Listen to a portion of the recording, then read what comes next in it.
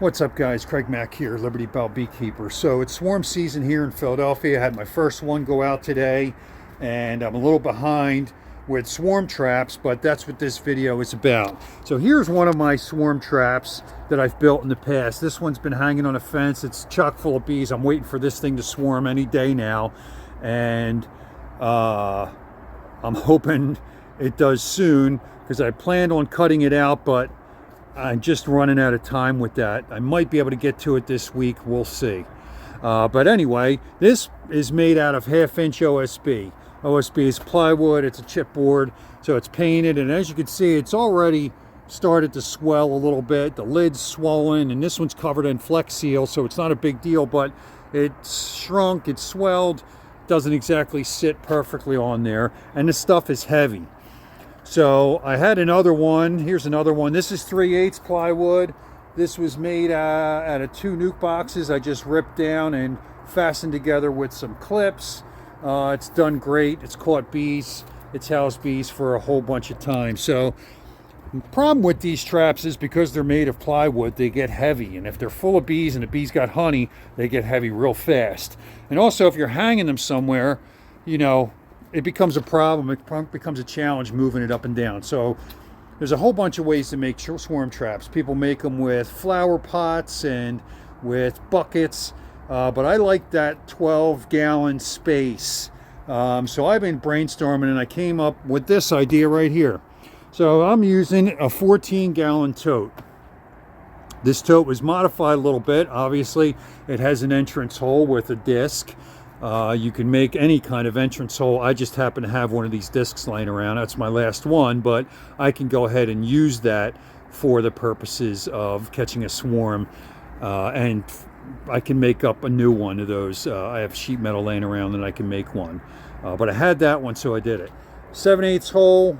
I got this a couple of blocks on the bottom, so that way when I go to transfer this, it'll sit flat on a table surface or on the ground when I go to transfer this. Now, I like a swarm trap that houses frames for the reason that you can take the frames right out of the swarm trap and drop them in their new home and walk away. You ain't got to do a cutout. You ain't got to do any of that business. And you ain't got to get to it right away either. Sometimes there's a problem with swarm traps is it's a bucket trap. It's in the woods somewhere. You don't get to it for 2 weeks, and next thing you know, you got a big mess in there that you got to cut out.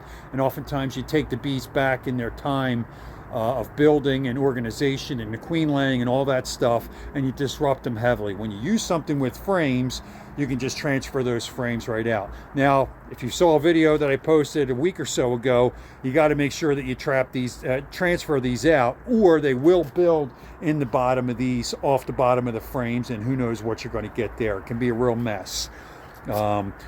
So what I did with this, I figured, let me try something lightweight, easy to move, already built, that I have to do very little work to in order to make it a swarm trap.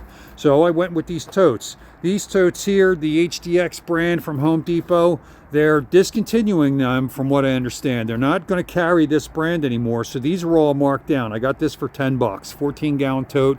I think they usually retail somewhere 20, 22, 23, something like that. So basically got them half price. Now, because this is vertical, be quiet, Nego. Because this is vertical, I had one little issue I'm worried about, and that's water penetration through the top of this lid. So let me show you what I did with the inside. So with that, I put a little foam strip up the top here. Well, first off, I painted the inside of the lid with some black spray paint. As you can see, it's a little beat up from moving it around. I might touch that up again or not. But anyway, I put some foam stripping at the top of this just to act as some kind of water barrier. If I'm really concerned about this, I can just go ahead and put a piece of duct tape across the top and problem solved as far as water getting in. As with these blocks on the bottom, they're ripped on an 8-degree angle, so that way this sits flat, and these blocks up top here are the same. So that way they're notched and they can hold frames. Now I got a piece of plywood in here just to hold the frames in there steady so they don't slide out for transport and while it's hanging, but this holds 5 frames. I got 2 empties on the outside with starter strips that are waxed up real good. I got 1 full comb, old comb. It's a little mildewy, a little moldy. I don't care. Got a little bit of wax moth. damage. I don't care. It's a swarm trap. The bees will clean it up when they move into it. And then 2 frames on the back side of this. So that's what I'm dealing with. I put this spacing lumber in here to keep the proper distance for the frames, and it also is what the eyelids are screwed onto. This is just a piece of rope I had laying around the shop. All this stuff, this scrap lumber, is all stuff I had.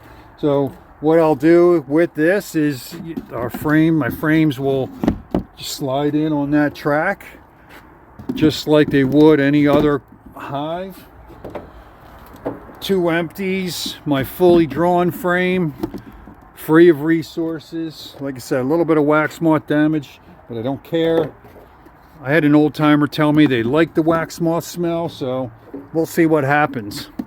So there's my 5 frames and my piece of plywood that just acts as a shim to hold those frames in place while I am transporting it, and it's hanging. As you can see, it will move around, so I might have to bungee this to the tree or pole or whatever it is that I'm hanging it on, because it is lightweight. That's one nice thing about the heavier traps, is they do hang pretty nice because they have that weight, but with every blessing comes a curse, and those weights get really tricky. So I also took the inside and melted some wax and just brushed it all over the inside to give it that smell.